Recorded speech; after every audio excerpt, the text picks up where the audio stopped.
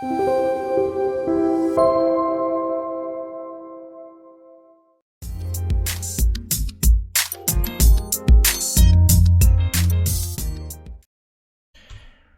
this is Jay Cho from Vaturi Cho LLP. Today, I want to talk about income replacement benefit. What is it? I call it IRB. People say, what's an IRB? Because I don't know what it is. Well, what basically is that when you get into a car accident and you're not feeling well, you can't go back to work, and your insurance company, through something called accident benefit scheme, are supposed to help you and subsidize you so that you could focus on your rehabilitation, right? So there are three categories, and the first two categories are usually available for anyone. The third category, you have to pay extra and buy optional benefits. So without further ado, let's get into it. Now, first one is an income replacement benefit. Income replacement benefit is will give you subsidy when you can't work, and there are conditions you have to meet. What are those conditions? Well, first thing is you should be working at the time of the accident, or if you're not working at the time of the accident, you should have been working at least 26 weeks, about 6 months out of 1 year. So if you accident today, we'll go back to our year before and then see if you worked at least 6 months. Then you'll be able to qualify, right? Or you're a student, like you're at least 16 years old, and then you're excused from attending school at the time of the accident for whatever reason might be, then you could also ask for IRB. And then, people would ask for IRB because the amount is higher than any two other categories that you could get, right? So there's no IRB for the first week. There's a waiting period of first week. And then there's a legal test. There's all these legal jargons. Basically, what it means is that you can't do certain things of your job, certain duties of your job that job requires of you in order to do your job. So basically, when you are cashier, or when you're someone who's working at Walmart, but you can't stand for an hour because you have a lower back pain, well, then you can't really do substantial. That means that you may be able to qualify or suffer a substantial inability to perform the essential duties of your job. That means within 104 weeks, which is 2 years, less 1 week of the waiting period, you are able to get $400 per week. And then beyond 2 years, you have to qualify something called complete inability to engage in any employment. Now, remember that this is any employment. If you can, now you used to be a construction worker, you've been like, you're very, you lift heavy things, but after 2 years, they don't look at your construction worker job, which is very heavy, demanding job. It's any employment. Can you work at an assembly line and just like doing something very minimal labors, just putting something on top of a box or putting a label? Even if you can't make whatever you used to make $60 per hour, $40 per hour, you'll be able to make, say, $14.50 or the minimum wage. Then this doesn't apply to you. Okay. Now let's talk about the amount. How much are you able to get? Well, the amount is right there. It says $400 per week. How do we calculate this? Let's take an example. Say I used to make $1,000 per week gross, right? And then what they do is they take that $1,000 per gross per week and times that by 70%. So you are entitled to, then it becomes your gross times by 70, it becomes $700, and you are entitled to up to $400 per week, right? And you would wonder, well, what's that 30%? First of all, and why am I only getting $400 out of $700 that I'm supposed to get, even after 30% deduction?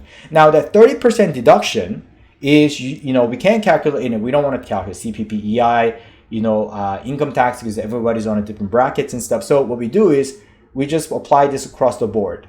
30%, we'll only do 70% as a net, and 30% we'll consider it as CPP, EI, income tax. Now, you're down to $700. Why am I losing at $300? Well, AB is not supposed to make you whole, meaning that it will subsidize all your loss of income, but just help you subsidize a little bit so that you can focus on your rehabilitation. So that $300, if you are victim of a car accident, there's a at-fault driver. That at-fault driver's insurance company or that at-fault driver are supposed to compensate and top you up to $700 per week. So that's why you need to do a civil litigation. That's why you need someone like me, a lawyer, right? So we'll talk about more. Now, there is an option to increase this $400 per week. So you could be 400, 600, 800, and 1,000.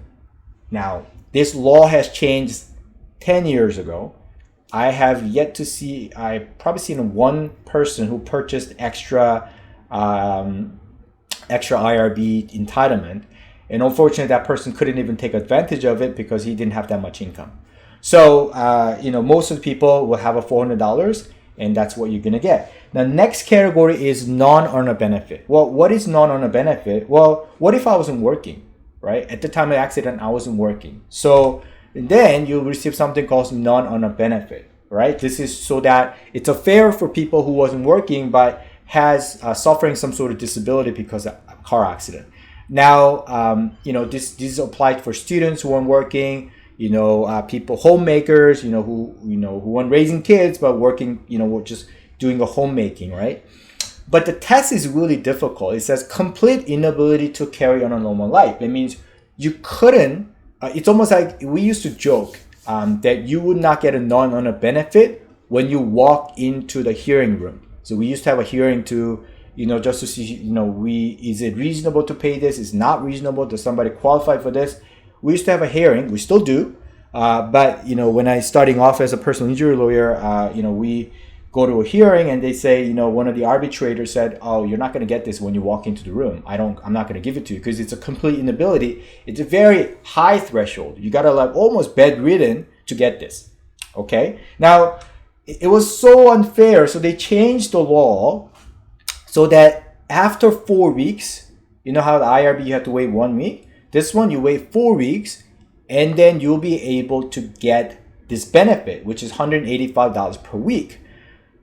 Now, but because it's a high threshold, the insurance company wants to do something called insurance examination. They can't just stop this benefit. When your family doctor, right, or your chiropractor or physiotherapist, they're the one who says yes to IRB, yes to non-earner. If they say this person suffers complete inability, gives you a disability certificate, they can't say no, this person does not suffer complete inability. They can't do that. They have to hire a doctor to counter that argument, right? Counter that position of your physician. So that's going to take some time, they get disability certificate. So we get a small window of opportunity where you can collect 185. So maybe about a couple of months before they can arrange that insurance examination.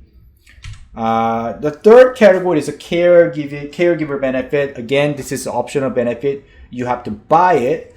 I haven't seen anybody buying or had an optional benefit, caregiving benefit. I have 3 kids. If I get into a car accident, actually, it doesn't, not me, but my wife, who's a primary caregiver. If she gets into a car accident, she can't give a caregiving.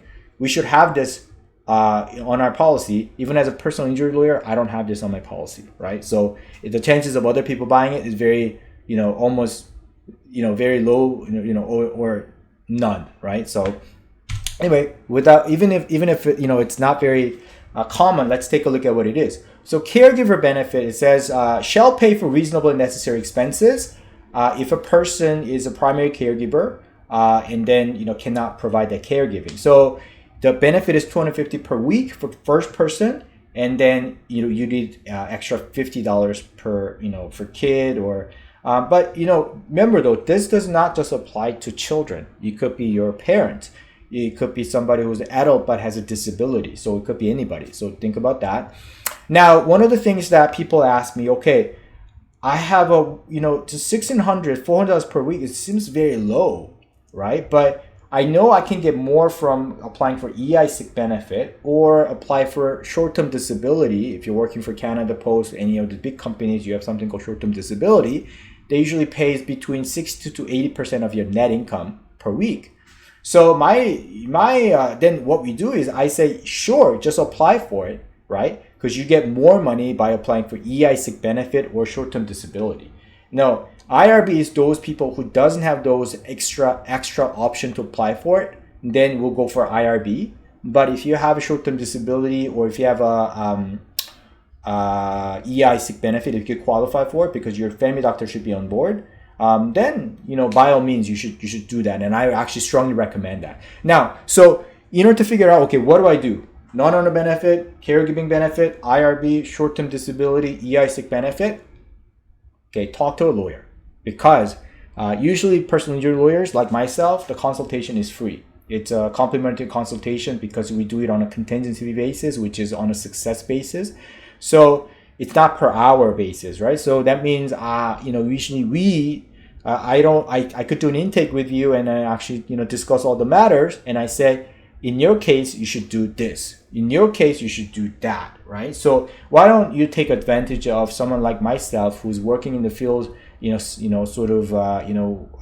some very specific knowledge about this area of law.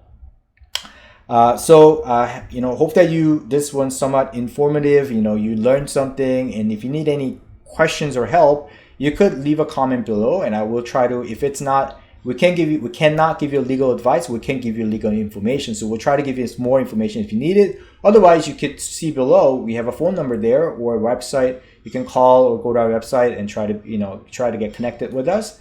Hopefully this has been, somewhat helpful, and I'll see you next time.